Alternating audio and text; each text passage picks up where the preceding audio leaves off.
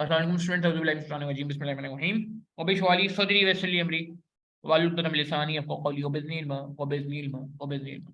Winter 22 का paper कर रहे हैं, तो यार ये क्वेश्चन नंबर 5 है, इसको मैं चाहूंगा आप थोड़ा सा रीड करो खुद से प्लीज, और जरा मुझे बताओ फिर क्या सीन है, इसको जरा खुद से रीड करें। ठीक है, मैं आपको 2 मिनट दे रहा हूँ, 2 मिनट दे रहा हूँ, वैक निकालना है इसमें और फिर हम इसको सॉल्व करते हैं। प्लीज इसको पढ़ें, ये one of the easiest question था पेपर का। ठीक है, 2 मिनट बाद हम इसको स्टार्ट करेंगे। चलें जी, हम शुरू करने जा रहे हैं सवाल को। ठीक है जी, तो गौर से देखेंगे इसको। क्या कह रहे हैं हमसे, रिकॉमेंड पहले पढ़ लेते हैं। रिकॉमेंड में हमसे कह रहे हैं कि ये भी सवाल हम सॉफ्टवेयर पे ही सॉल्व कर लेंगे आई कैप के, ताकि थोड़ा सा एक हमें आइडिया हो जाए। कह रहे हैं जी वेटेड कॉस्ट ऑफ कैपिटल वैक निकाल लें। सही है, ए पार्ट में। ठीक है, और बी में कह रहे हैं वैल्यू निकालनी है। अच्छा, वैक निकालने के लिए आपको सारा डेटा अवेलेबल है यार, तो आप एक दफ़ा ट्राई तो करें जरा खुद से वैक निकालना यार, सीरियसली कोई इतना मुश्किल नहीं है। To appraise the new acquisition. ठीक है, कौन सा वैक यूज करेंगे ये कंफ्यूजन रहता है, मगर एक दफ़ा ट्राई करें यार प्लीज। 2 मिनट में आपको और दे रहा हूँ, सुकून से इसको देखें जरा और मुझे बताएं कि वैक क्या आएगा। डेटा सारा अवेलेबल है यार, इतना मुश्किल सवाल नहीं है, मैंने आपको दिखा दिया। इसमें पेपर का पासिंग परसेंटेज बहुत अच्छा है इस सवाल का, पेपर का नहीं, इस स्पेसिफिक सवाल का। जल्दी से करें। अच्छा जी, सवाल पढ़ेंगे। Adventure travel limited AT is an outdoor adventure company that operates on global basis. AT is listed on the Pakistan stock exchange. Pakistan आ गए जी हम वापस। The board would like to diversify and are considering the acquisition of a small hotel, Kirthar View Hotel (KVH), located too close to Kirthar National Park. This would be a diversification from AT's usual business, but would support the company's long-term plans to operate a package holiday to guests, which would include staying at AT owned hotels. Diversification कर रहे हैं जी, वैक का सवाल है। KVH is not a listed company. However, the board has obtained some financial information of the similar listed companies। एक और company का data लिया है इन्होंने, Bell hotel group. The respective beta values are shown below alongside with the other relevant information. हमें याद आ रहा है किसी और इंडस्ट्री के बिजनेस का डेटा लेके क्या किया जाता था, प्रॉक्सी बीटा का कॉन्सेप्ट याद आ रहा है, अनगेयर रीगेयर की बातें याद आ रही हैं। ठीक है जी, the 80s debt comprise of bank loan. अच्छा यार, एक काम करते हैं, कुछ बातें लिख लें। चलें, अभी तक तो ऐसी बात, चलें ठीक है, आसान ही है। 80 debt comprise of bank loan, बिल्कुल अभी करते हैं कैलकुलेट। सही कह रहे हैं मुइस। 80 debt comprise of bank loan at an interest rate of 7%। The debt is secured on asset and is considered to be risk free. ये लाइन बड़ी इंपॉर्टेंट है जी, तो मैं कुछ बातें लिख लेता हूँ। केडी जो है वो हमारा बैंक लोन है। बैंक लोन में अच्छी बात ये होती है, बुक वैल्यू मार्केट वैल्यू बराबर होती है। केडी जो है वो 7% है, और मजे की बात ये रिस्क फ्री रेट भी है। ये हमारा RF भी है। अब ये खुद कह रहे हैं तो इसकी बात माननी पड़ेगी ना भाई। अच्छा एक मिनट, सेटिंग हम सही कर लें इसकी, सेटिंग हम सही कर लेते हैं। ठीक है जी, पेपर में भी इसी सेटिंग से चलेंगे। ठीक है, 7% वो कह रहे हैं। रिटर्न पाकिस्तान स्टॉक चेंज में जो है 16% है, कॉर्पोरेट टैक्स 29% है। तो RM हमारा जो है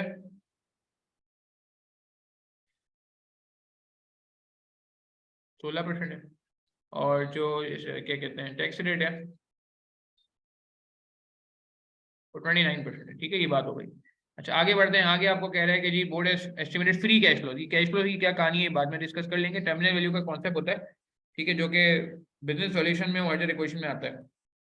ठीक है, 4 सालों के कैश फ्लो बताए हुए। Operating cash flow are expected to grow at 3% each year from year 4 onwards.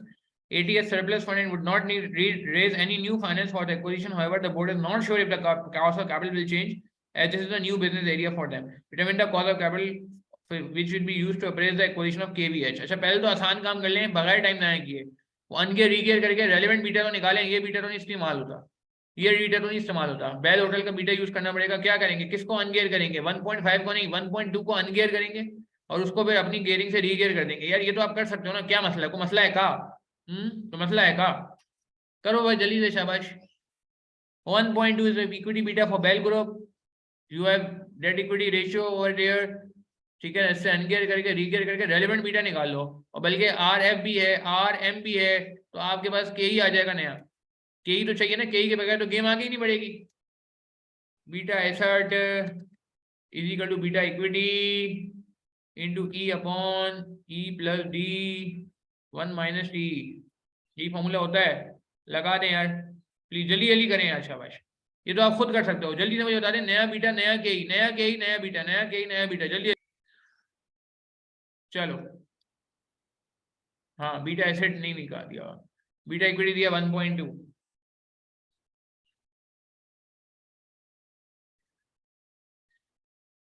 Equity 70 हो जाएगी ना, डेट 30 है तो, डेट 30 है तो इक्विटी 70 हो जाएगी, उसी का यूज करेंगे। ठीक है, हमारा खान का आगे के सही आया आपका के, बाकी भी और कोई ट्राई कर ले भाई।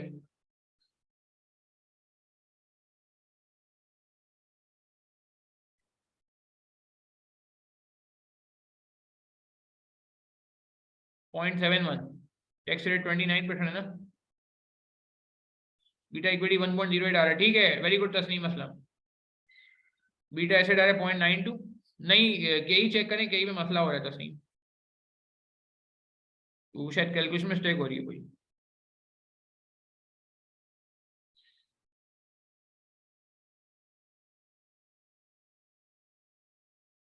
ये रीगियर करना होगा।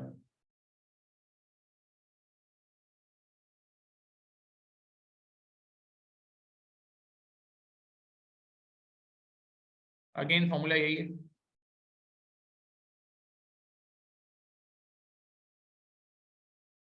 बीटा इक्विटी की 0.92, बीटा एसेट की जगह बीटा इक्विटी नहीं पता।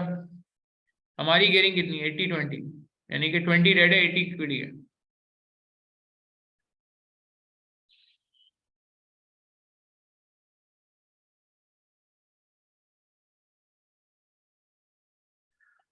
कितना हो गया,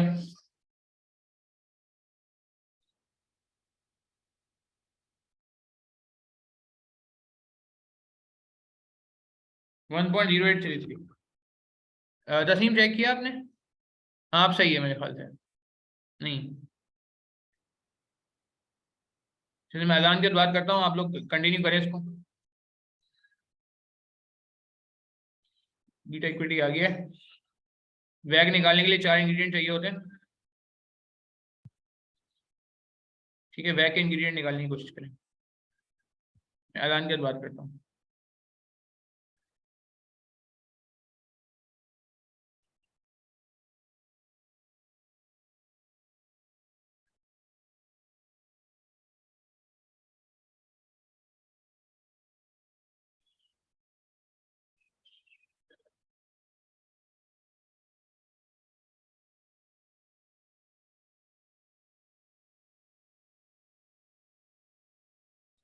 ठीक है जी, के आ गया फॉर्मूला में, पता है के का, सही है, हमने अप्लाई कर लिया। रिस्क रेट हम पहले डिसाइड कर चुके हैं, RF 7% है। ठीक है, RM हमें पता है। ठीक है, और हमने जो है वो बीटा भी निकाल लिया है। वैग निकालने के लिए हमारे पास इंग्रेडिएंट क्या क्या होने चाहिए, ई और डी का रेशो पता है। अच्छा ये देखें, नई इन्वेस्टमेंट कितने की, अब आप ये सोच रहे होंगे कि भाई वो नई इन्वेस्टमेंट जो हो रही है उसका वो क्या है, रेशो कुछ बताया हुआ ही नहीं है। मतलब आप समझ रहे, वैग निकालने के लिए तो कोई मसला ही नहीं है ना। सही है मुस्तफ़ा, आपका सही है, मुस्तफ़ा खान वैग बिल्कुल सही है, वेरी गुड। न्यू, अब आप इसका तो नहीं इस्तेमाल कर सकते हो, आपको डेट और इक्विटी रेशियो बताना चाहिए वैग निकालने के लिए। आपको कोई ये भी नहीं बता रहा कितनी इन्वेस्टमेंट की है, कोई इन्वेस्टमेंट बता रहा है, नहीं बता रहा है तो आपके पास और कोई चारा ही नहीं है, कोई चॉइस नहीं है, और ये आपके हक में बेहतर है, पेपर में टाइम बच जाएगा, आपके हक में बेहतर है कि भाई जो दिया हुआ है उसी पे काम कर लो, चुपचाप चुपचाप। ठीक है ना, के हमने निकाल लिया, केडी को 1 - t कर दिया। अच्छा, अब आप ये ध्यान में रखेंगे कि यार केडी जो होता है ना, सॉरी जो रिस्क फ्री रेट होता है वो हमेशा ग्रॉस होता है। ये नहीं कि आप 1 - t करने के बाद RF करोगे, KD 1 - t is not equal to RF, never never never, क्योंकि हमेशा जो मार्केट में रेट कोड होता है वो ग्रॉस ही होता है। काइबोर का रेट जो मार्केट में नजर आता है ग्रॉस ही होता है, स्टेट बैंक का रेट जो नजर आता है ग्रॉस ही होता है। मेरी बात समझ आ रही है मैं कहना क्या चाह रहा हूँ? कि केडी 7 है, मैं मानता हूँ केडी 1 - t 7 नहीं है, केडी 1 - t 4.97 है, but this KD 1 - t will not be equal to RF। RF जब भी होगा कभी, अच्छा और ये भी RF मैंने केडी क्यों किया है, मैं नहीं करता केडी, मैं कभी भी नहीं करता, मगर इसने बोला है तो इसने ऐसा किया है। यहाँ पे इसने बोला है कि आप मान लो कि यार ये रिस्क फ्री है, वरना आप अपनी तरफ से कभी पेपर में never never never, absolutely not. ये मैं बार बार ये बातें इसलिए कर रहा हूँ क्योंकि ये हाईलाइटेड एक्सेप्शन है, ये सवाल में बोल रहा है तो मैं रिस्क फ्री करा रहा हूँ, वरना पूरे कोर्स में आपको पता है मेरी पूरी इतनी मोटी किताब है BFD की, उसमें शायद 1 या 2 जगह ऐसा हुआ होगा जहां मैंने आपको कहा होगा कि यार रिस्क फ्री रेट और केडी बराबर कर लो, वो भी इस लाइन की वजह से जहां ये लाइन लिखी हुई थी। ये ना हो कि आप आज के बाद कौन से बना लो, सर ने बोला है कि यार कुछ ना मिले तो RF को केडी ले लो, केडी को RF ले लो, इंटरचेंज नहीं कर सकते भाई, ये सब इस सवाल में किया। चलो वैग बता दो जल्दी से यार, शाबाश यार, कहानी खत्म करो, वैग बता दो यार। K into E upon E plus D.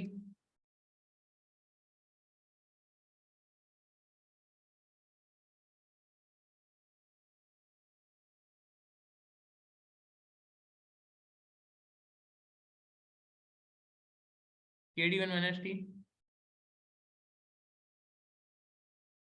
D upon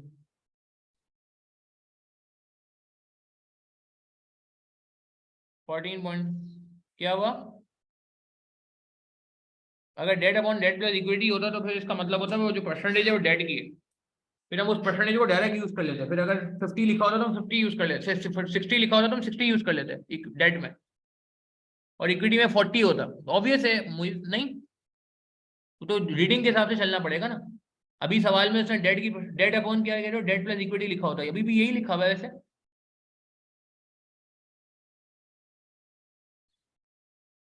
नहीं, अभी भी तो यही लिखा हुआ है जो आप कह रहे हो, वही तो लिखा हुआ है, debt upon debt plus equity लिखा हुआ है ना। रेशियो की जगह उसने वो कर दिया है, एक ही बात है, एक ही बात है, एक ही बात है ऑब्वियसली। अच्छा, हाँ चलो भाई इसको खत्म करो। 16.75 इंटू 0.8 प्लस 4.97 इंटू 0.2, कितना आ रहा है? 14.4%। 14.4% आ रहा है, ठीक है जी। 14.3 सही है, क्लियर है यार। ये कितने मार्क का सवाल था वैग निकालना? माशाल्लाह 6 मार्क का सवाल था। 6 मार्क आ गए होंगे पेपर में, ये तो मेरे ख्याल से हो गया होगा। ठीक है ना, डन है, ओके फाइन, लॉक कर दिया जाए। चले नोट कर लें इसको, चाहे तो नोटिंग शूटिंग करनी है तो नोट कर लें प्लीज। पहले पार्ट हमने सॉल्व कर लिया अल्हम्दुलिल्लाह, वैग आ चुका हमारा।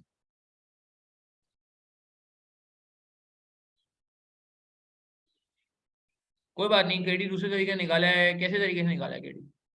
हाँ, और क्या तरीका? केडी तो यार बैंक लोन में तो सिंपल होता है ना असद, नहीं बैंक लोन की मार्केट वैल्यू तो होती ही नहीं है, तो जो बुक वैल्यू होती है वही मार्केट वैल्यू होती है। कैश फ्लो को डिस्काउंट करके निकाला है यार, नहीं जरूरी नहीं है ना। देखो आप बात को समझो, पेपर में ना हमें एग्जामिनर को इंप्रेशन भी नहीं देना कि हम ऐसे ही चले गए, मतलब हमें आता नहीं है कॉन्सेप्ट। अगर आप बैंक लोन में ये कैलकुलेशन कर रहे हो, लंबी वाली कैलकुलेशन कैश फ्लोज वाली, तो आप इंप्रेशन ये दे रहे हो एग्जामिनर को कि आपको पता ही नहीं कि बैंक लोन में डायरेक्टली काम करते हैं। मैं ये नहीं कह रहा कि आंसर गलत आ रहा होगा, आंसर सही लाना गलत लाना अभी मकसद नहीं है। मकसद ये है कि हमारी अप्रोच क्या कह रही है, हमारा कॉन्सेप्ट क्या कह रहा है। तो पेपर में मार्क्स जो है कॉन्सेप्ट के होते हैं, तो उसूली तौर पे उसको मार्क्स नहीं काटने देंगे, मगर उसके जरिए में एक परसेप्शन बन जाएगा कि यार ये इनको पता नहीं है बैंक लोन के बारे में, कि बैंक लोन में तो कैश फ्लो प्लॉट करने का कोई फायदा ही नहीं होता।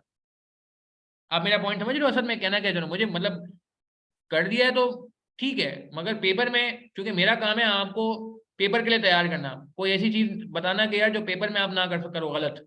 ठीक है ना, तो पेपर में मैं कहूंगा मशवरा कभी नहीं दूंगा। दो नुकसान होंगे, कैश फ्लो पे प्लॉट करने का टाइम भी ज़ाया होगा, और चंदा दूसरा ये कि उसके मार्क्स भी नहीं मिलेंगे, एग्जामिनर पे इंप्रेशन भी गलत जाएगा कि हमरे को एक बेसिक का कॉन्सेप्ट है याद नहीं आया पेपर में।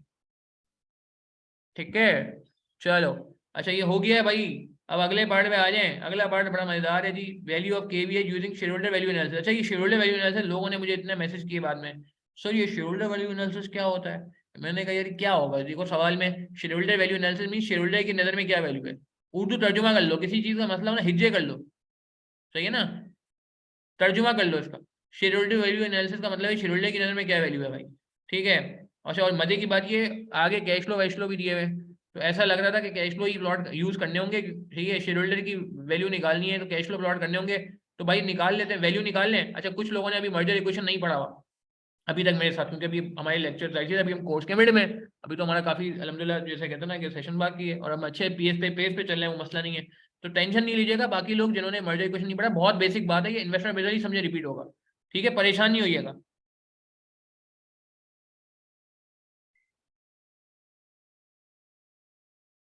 नहीं नहीं, बॉन्ड वाला केडी नहीं है ना चंदा। नहीं नहीं, देखो असर यार यही यही पर्पज है मेरे सेशन का। आज का मकसद ये कभी कोई क्रिटिसाइज करना नहीं है खुदा ना खासा किसी स्टूडेंट को कि यार आपने पेपर में ऐसा क्यों कर दिया था। बस बात ये कि यार गलती रिपीट नहीं होनी चाहिए, जो हो गया वो हो गया, वो पास्ट हो गया, संक हो गया, इररिलेवेंट हो गया। अब जो होने जा रहे हैं ना उस पर हमें काम करने की जरूरत है। ठीक हो गया? अच्छा भाई कैश फ्लो प्लॉट करने का टाइम आ गया है, तो इसको अलग पार्ट में कर लेते हैं। ठीक है ना, इसको अलग विंडो में करेंगे, बी पार्ट है ना यार।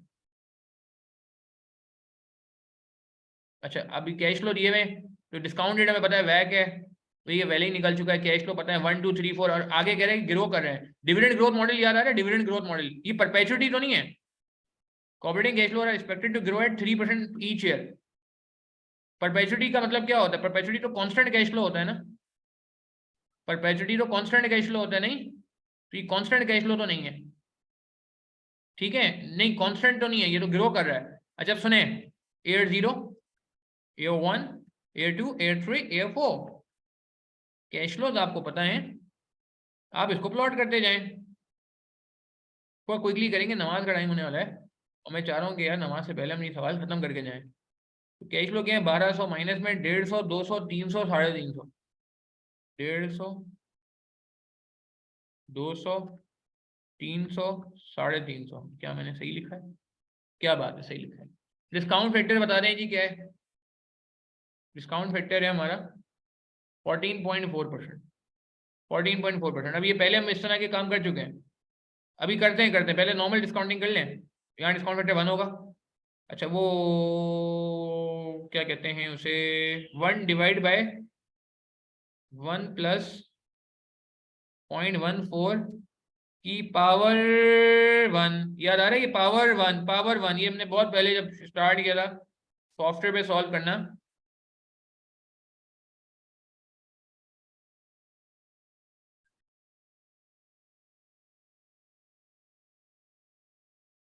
ओ ओ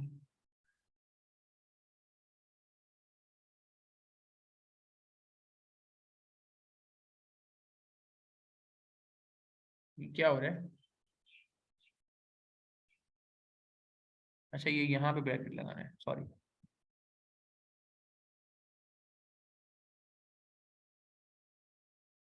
हाँ अब सही है ना, अब सही है। वो ब्रैकेट से मसला आ गया था भाई, ब्रैकेट ये 1 पॉइंट, ये एक ब्रैकेट है, ये एक ब्रैकेट है, ये इसके बाहर पावर लगेगी ना यार, इस ब्रैकेट के बाहर पावर लगेगी।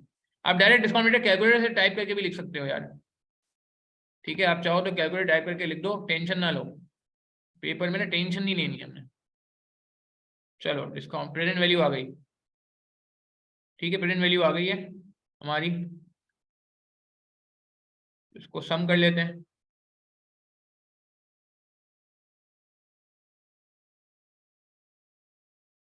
504.81।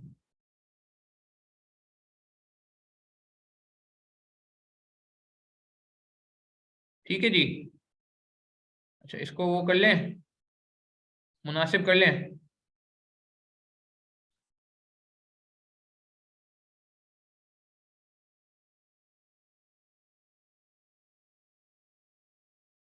ठीक है जी, मुनासिब हो गया, इसको कॉपी कर लेते हैं। क्या बात है जी, क्या बात है, डेसिमल में आने दे, कोई बात नहीं, डेसिमल में आने दे, कोई दुश्मनी नहीं है हमारी भाई। अच्छा अब यार वो डिविडेंड ग्रोथ मॉडल याद आ रहा है किसी को? भैया डिविडेंड ग्रोथ मॉडल याद आ रहा है किसी को? Year 4 onwards. हाँ, ये टर्मिनल वैल्यू का कॉन्सेप्ट कहलाता है। परेशान नहीं होइएगा टर्मिनल वैल्यू के कॉन्सेप्ट से।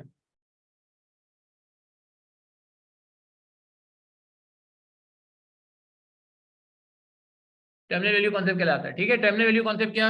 वो डिविडेंड ग्रोथ मॉडल डीवीएम, ये तो पढ़ा है ना सबने।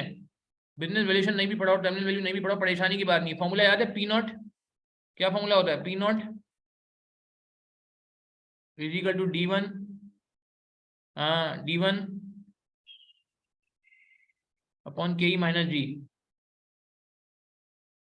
पढ़ा है ना फॉर्मूला हमने, ठीक है ना, D1 अपॉन के ई माइनस जी। अब यही यही फॉर्मूला, अब मुझे बाबा बताओ कि यार ये ग्रोथ कब से लग रही है, ये ग्रोथ कौन से साल से लग रही है, ये कौन से ईयर पे पहली बार ग्रोथ लगेगी? पुरानी बातें याद करें ना, बैक में बहुत पढ़ा है हमने, बहुत पढ़ा है बैक में। पी नॉट होता है तो D1 होता है। अब मेरा डायलॉग सुनना, अब मेरा डायलॉग सुनना, पी नॉट होता है तो D1 होता है, पी नॉट होता है तो D1 होता है, P2 होगा तो D3 होगा, P2 होगा तो D3 होगा, P3 होगा तो D4 होगा। हाँ याद आ रही है बातें? P6 होगा तो D7 होगा। शाहीन आफरीदी, उस्मान शनवारी, ये सवाल किए थे आपने मेरे साथ, एम अब्बास लिमिटेड। हाँ टाइम नहीं है अभी, वरना मैं दिखाता पूरा वैक में हमने ये सारी बातें की थी डिविडेंड ग्रोथ मॉडल करते हुए। तो मुझे बताओ ये ग्रोथ कब से लग रही है? ये इनफाइनाइट तक जाएगी ग्रोथ, मगर ये यहाँ से नहीं लग रही, 1 से नहीं लग रही, नहीं नहीं नहीं, 2 से नहीं लग रही, 3 से नहीं लग रही, एयर 4 एंड ऑनवर्ड, 4 के बाद लग रही है। कौन सा याद आ रहा है? वो याद आ रहा है, 5वां लिखते थे हम। इसका जो फिगर होगा, क्या मैं कह दूं, ये होगा 350 इंटू 1.03। किसी को याद आ रहा है भाई? इस तरह एक दीवार बनाते थे, एक दीवार बनाई जाती थी यहाँ पे। ये पहला फिगर है जिसपे ग्रोथ लगेगी, ये पहला डिविडेंड है, अगर मैं डिविडेंड की लैंग्वेज में बात करूं। भैया याद आ रहा है आप लोगों को? भाई बाकी लोगों को याद आ रहा है? ये पहला डिविडेंड है, होता था डिविडेंड में। वैसे तो डिविडेंड की कैश फ्लो है, मगर मैं डिविडेंड के एंगल से इसलिए बता रहा हूँ मुझे वो जिन्होंने वैक पढ़ा हुआ है उनको समझ आ रही की बात। जिन्होंने बिजनेस वैल्यूएशन पढ़ा है उनको तो डायरेक्ट कैश फ्लो से बता सकते हैं, मगर कॉन्सेप्ट बिल्कुल डिविडेंड ग्रोथ मॉडल वाला है कि ये पहली बार, ये पहला रेलिवेंट फिगर है जहां से ग्रोथ अप्लाई होनी शुरू हुई है। तो क्या मैं कह दूं पी कौन सा और डी कौन सा? मेरा पुराना सवाल, पी कौन सा और डी कौन सा? पी कौन सा और डी कौन सा? प्लीज पार्टिसिपेट करेंगे यार, प्लीज यार। P and D, P and D. नहीं मुस्तफा, गलत कह रहे हैं। हमारा खान नहीं, थोड़ा सा गड़बड़ हो गई है। मुइज का बिल्कुल सही है, और कोई ट्राई करे। पी कौन सा और डी कौन सा? पी 0 तो D1, P1 तो D2, P2 तो D3। यहाँ क्या होगा? यहाँ क्या होगा? अरे हाँ, नहीं नहीं नहीं मुस्तफा साहब ब्लेंडर कर रहे हैं। पी छोटा होता है, डी बड़ा होता है भाई। पी पहले का होता है, डी बाद का होता है। क्या कह रहे हैं आप? क्या कह रहे हैं आप? क्या कह रहे हैं?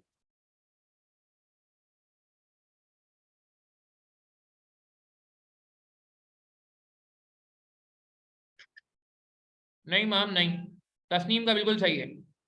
नहीं हाँ, हमारा खान कब सही आया है? और कोई ट्राई करे? नजर आ रहा है यार, पहला ग्रोथ, पहली बार ग्रोथ कब से लगी? ओ बाबा, पहली बार ग्रोथ कब से लगी? तो D5, D5 हुआ ना यार। D5, D5 and P4। मुश्किल है का? अरे भाई मुश्किल है क्या? नहीं समझे बात को? अरे यार ये 4 साल तो नॉर्मल है ना। इससे तो मैनुअल याद है, मैनुअल और ऑटोमेटिक की मैं वर्डिंग यूज करता हूँ। 4 साल तक आपका मैनुअल काम होगा। मैनुअल समझते हैं कि इसमें सिंपल डिस्काउंटिंग होगी, इसमें ऑटोमेटिक फॉर्मूला ऑटोमेटिक होता है। फॉर्मूला चीजों को आसान करने के लिए आया है, फॉर्मूला जिंदगी आसान करने के लिए। फॉर्मूला ऑटोमेटिक गाड़ी की तरह है, ऑटोमेटिक है। तो ऑटोमेटिक का जो काम होगा वो D5 ऑनवर्ड होगा ना। 4 तक तो ऑटोमेटिक हो ही नहीं सकता, ये तो गुजर गया, ये तो जैसा तैसा करके गुजर गया। मेरी बात समझ आ रही है भाई? बाकी लोगों क्लियर है? मुस्तफा साहब ये बात आई थिंक हमें पता होनी चाहिए इस लेवल पे। तस्नीम का सही था पहले से ही, मुईस का बिल्कुल सही था पहले से।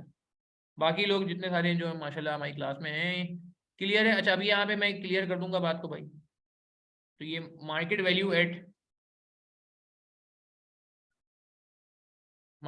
एयर 4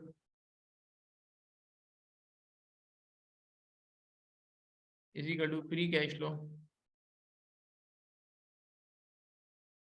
इन एयर 5। अब ये फॉर्मूला है।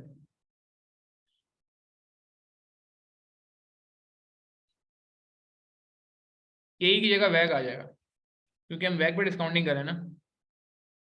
के की जगह वैग आ जाएगा। मेरी बात समझ आ रही है? के की जगह वैग आ जाएगा। डिविडेंड कहना मुनासिब नहीं है, डिविडेंड से इंस्पायर हुआ मैं, इसलिए ऐसा बोला, इसलिए ऐसे बोला।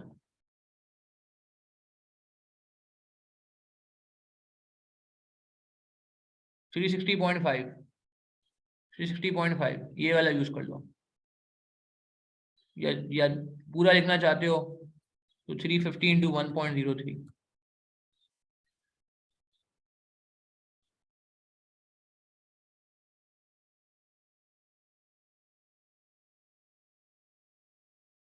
वह कितना है? चलो चलो, कितना आ रहा है?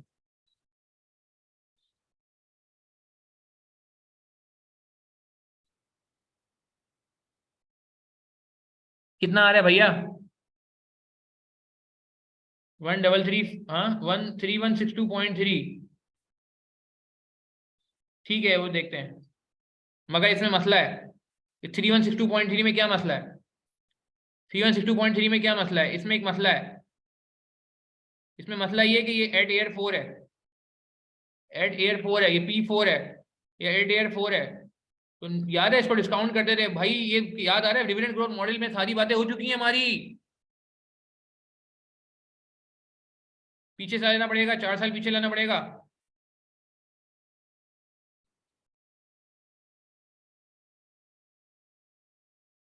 पीछे लाना पड़ेगा।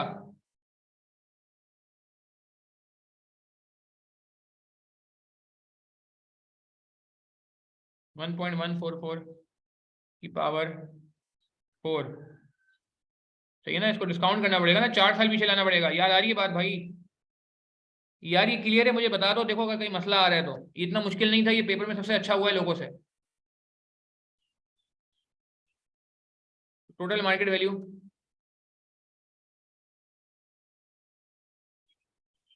ऊपर कितनी थी?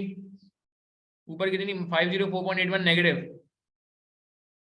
504.81 नेगेटिव।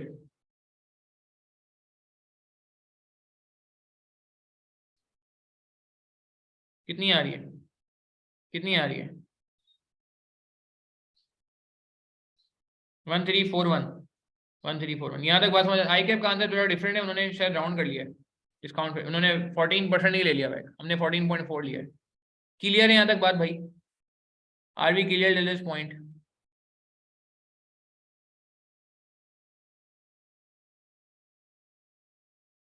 हाँ जी, कंफर्म करें मुझे।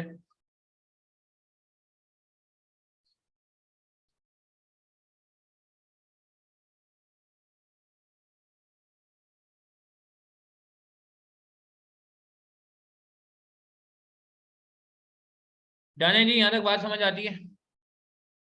इट इज फाइन, ये पूरा सोल्यूशन आपके सामने मौजूद है। 1341 is the right answer. Net of tax बिल्कुल सही कह रहे हैं कि नेट ऑफ टैक्स किया जा सकता है, मगर एज्यूम करेंगे कि कैश फ्लो बने बनाए हैं, यानी कि ऑलरेडी नेट ऑफ टैक्स है।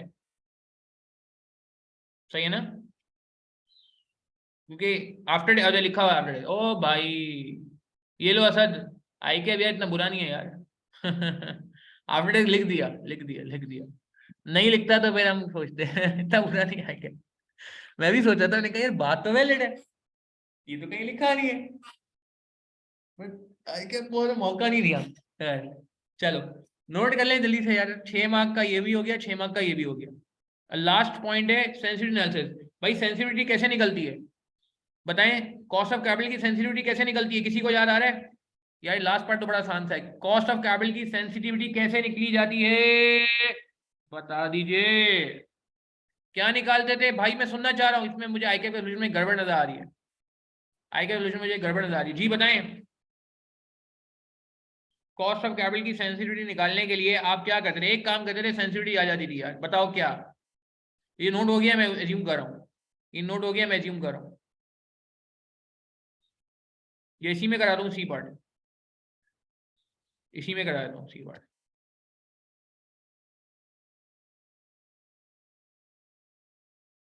हाँ, हाँ, सेंसिटिविटी ऑफ डिस्काउंट रेट।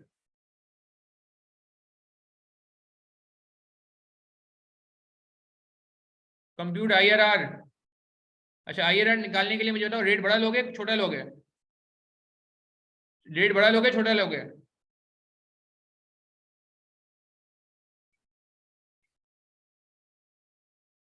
हाँ, नेगेटिव चाहिए ना। Using higher rate, using larger rate, using bigger rate. अब 2 मिनट के लिए मान लो मुझे अभी यार IRR की कैलकुलेशन कर लोगे, कोई मसला तो नहीं है? यहाँ पे चेंजेस आएंगी, ये कर लोगे ना भाई? ये डिस्काउंट रेट चेंज हो जाएगा और ये भी चेंज हो जाएगी, सिर्फ ये चीजें चेंज होंगी। ये तो आप निपटालोगे ना, नीचे एक्सेल पे सारा मौजूद है यार। ले लो IRR कितना, 30% लेके कर लो।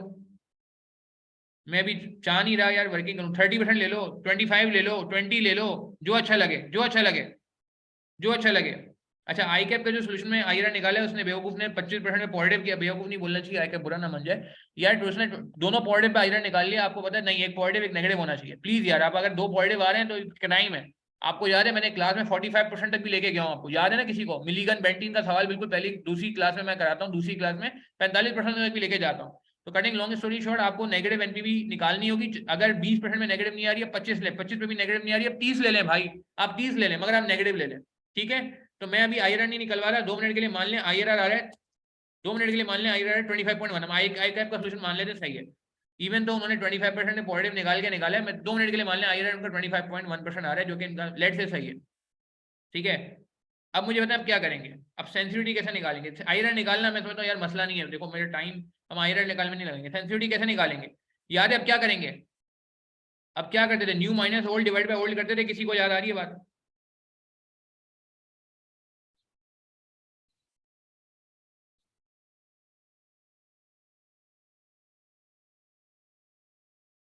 Nu divide by old divide by, हाँ किसी को याद आ रहा है। Nu divide by new minus old divide by old, तो न्यू कितना है 25.1, एग्जिस्टिंग कितना है 14.4,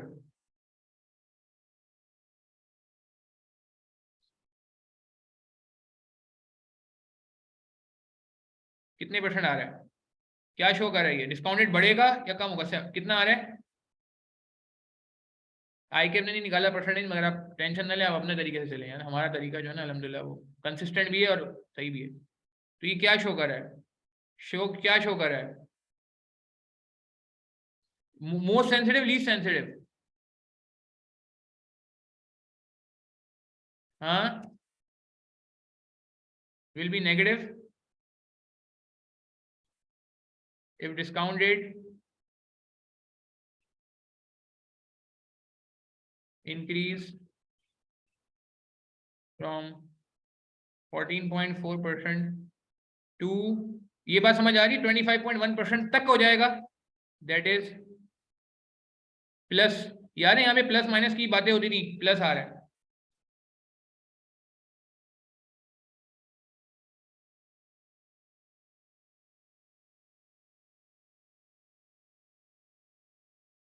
हाँ भाई मोर सेंसिटिव नहीं, मोर सेंसिटिव नहीं है ना मुझे, जितना परसेंटेज बड़ा होता है उतना लीस्ट सेंसिटिव है, लीस्ट सेंसिटिव इतना चेंज होगा तब जाके। मोर सेंसिटिव कौन है, जो छोटा सा भी छेड़ो तो बेचारा बिगड़ जाता है, कोई दोस्त होता है ना, हल्का सा भी छेड़ो नाराज हो जाता है, क्या ख्याल है। नहीं याद आ रही बात, सेल नॉर्मली लीस्ट सेंसिटिव होता है, थोड़ा बहुत सेल चेंज करो गड़बड़ हो सकती है।